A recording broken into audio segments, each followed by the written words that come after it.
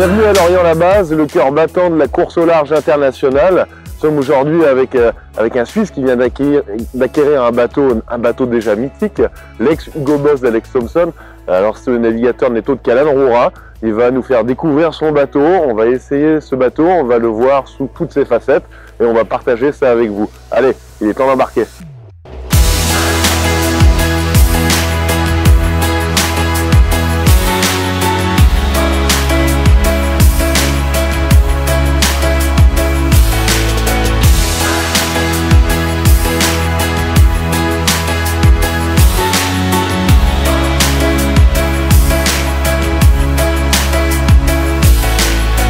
Plus que ma tête qui dépasse, on va bientôt larguer les amarres. Et juste en dessous de moi, c'est le cockpit.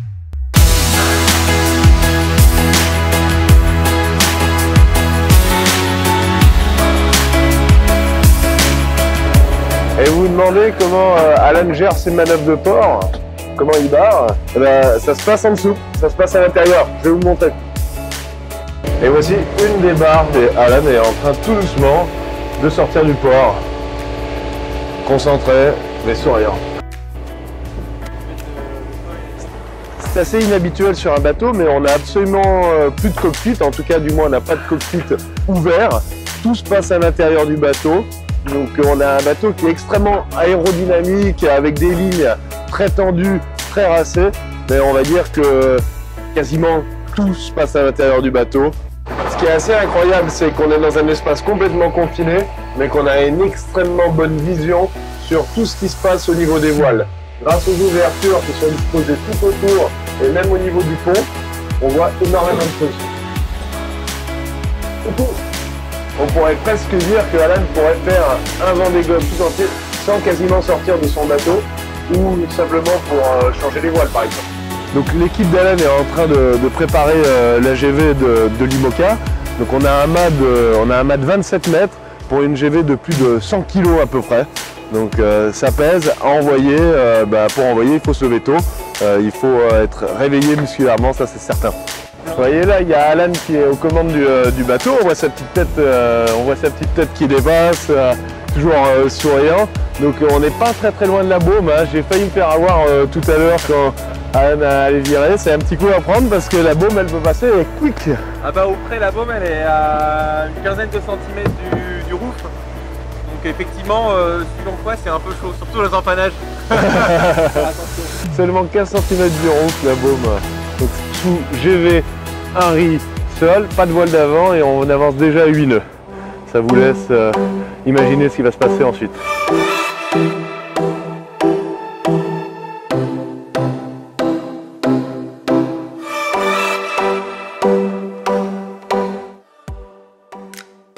Voilà, ça déroule le J2. Bam! Vient de dérouler le J2. Le bateau va accélérer effectivement. Donc J2 c'est la voile d'avant, c'est une voile de près. Mais là il va l'utiliser probablement pour faire du reaching, du vent de travers, c'est-à-dire qu'il a envie de nous montrer ce que le bateau a dans le ventre.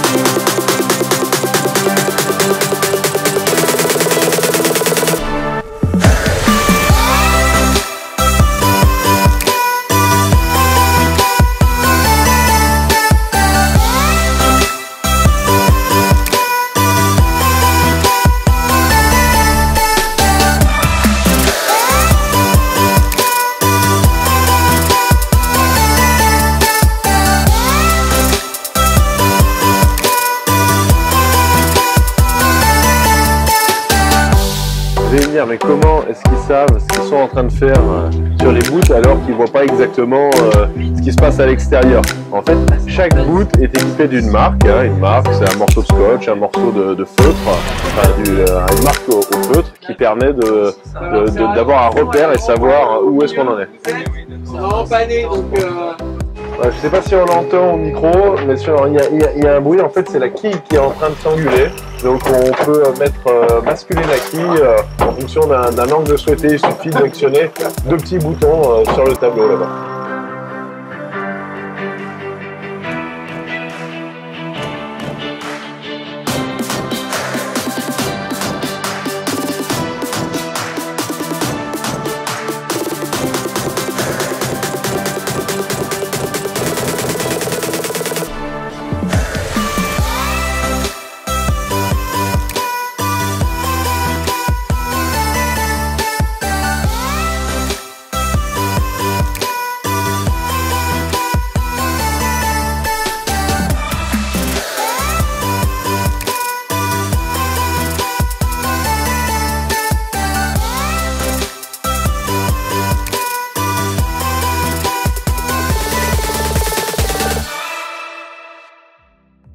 Voilà, nous sommes de retour à terre, à Lorient, après une magnifique navigation à bord de cet ex-Hugo Boss mené par Alain de Roura. Donc qu'est-ce qu'on peut retenir de ce bateau qui est vraiment singulier, quasiment unique en son genre? Ok, c'est parti pour un petit tour du propriétaire. Il y a 2-3 trucs intéressants, des petits détails qu'on pourrait montrer à la communauté nautique là, qui nous suit. Il y en a plein sur ce bateau. Déjà, il y a quelques particularités. On a très peu de bouts sur le pont. On en voit très peu en tout cas, parce qu'ils sont intégrés sous le pont. Il y a des tunnels un peu de partout. C'est un pont très propre. Après, on a des systèmes qui sont assez différents de certains bateaux. Forcément, on a des systèmes de foil qui sont différents. Le plan de pont qui est très différent. On voit qu'on a un pont très fin par rapport à la largeur du bateau, ce qui est assez intéressant parce qu'on a une coque qui est très volumineuse à l'avant et le bateau est étudié plus en aéro qu'en hydro. Donc en fait l'effet bouchin du pont a été dessiné par rapport au vent et à sa vitesse, ce qui permet de le stabiliser aussi en vol. Donc c'est assez étonnant parce qu'aujourd'hui ces bateaux sont plus étudiés en aéro finalement. On a des feuilles en C qui sont assez, comment dire, innovants dans le sens où on faisait ça à une période en multicoque. C'était des foils qui marchaient bien, qui étaient assez simples et assez solides en fait, parce que cette structure, on est sur des foils qui sont généralement en plein aujourd'hui. Ouais. Après, on a des systèmes de cale qui permettent d'anguler les foils. Tous les bateaux ont ça aujourd'hui. On a 5 degrés de rec, on appelle ça. Et c'est ce qui nous permet en fait de stabiliser le bateau en vol. Et tu m'as dit que tes foils ils étaient mous? Alors ils sont mous, ils sont assez souples. On a comment dire, quand le bateau est posé dessus, il y a une flexion qui se crée en dynamique, quoi, et on voit le bout du foil en fait bouger à travers l'eau. Donc c'est assez perturbant parce qu'on se dit mais à quel moment il va casser? Et en fait ça tient. C'est fait pour, finalement, plus les choses sont rigides, plus on a de chances qu'elles cassent. Et puis si tu as jamais, enfin on le souhaite vraiment pas, tu avais une casse au niveau du foil en course, c'est quoi les risques? C'est d'endommager ce puits de foil et d'avoir des voies d'eau qu'on peut pas maîtriser. C'est quoi la conséquence d'avoir toute cette attirail à bord? Alors on a déjà un bateau qui est différent par rapport à certains, et là on le voit, c'est pas un secret sur ce bateau, c'est que la structure du puits de foil, on le voit sur le pont. Ici on a la base de notre puits de foil. C'est-à-dire que ce qui retient la tête du foil, c'est le pont. Donc on a déjà quelque chose de très rigide. De là à avoir une voie d'eau, c'est assez compliqué. Les puits, finalement, le puits c'est un caisson, quoi. Donc après, on a toujours ce risque, en tapant, d'endommager le bateau. On a des cloisons étanches qui permettent de sécuriser. Et puis les foils, alors ceux-ci sont assez intéressants, c'est qu'on peut les enlever par le pont, contrairement à certains foils.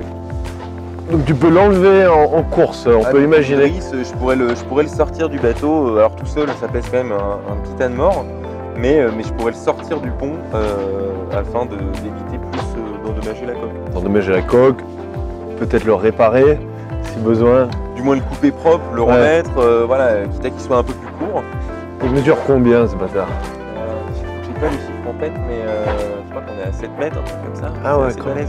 Ouais, voilà, tout le gréement, c'est comme un IMOCA, classique. Outrigger, jockey pool. Sur des systèmes monotypes, sur le mât, les cam et les jockey pool, ça c'est vraiment quelque chose de...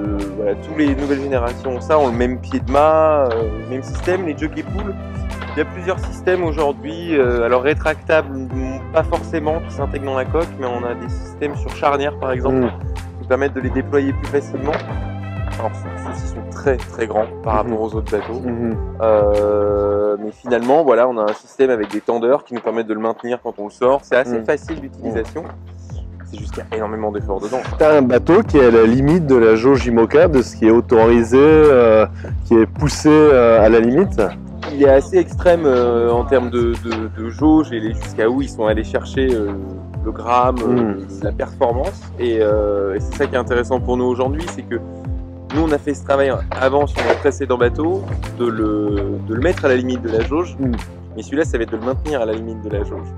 Donc forcément, il risque d'y avoir des renforts à quelques endroits, mais c'est de garder le poids de jauge, de garder toute cette philosophie. Et c'est un sacré dossier parce qu'on a un fichier poids du bateau qui est monstrueux, à savoir chaque pièce a été pesée avant d'être montée à bord. Donc c'est à nous de continuer à faire la même chose. Et c'est un bateau, maintenant, depuis que tu l'as acheté, tu as pu naviguer avec.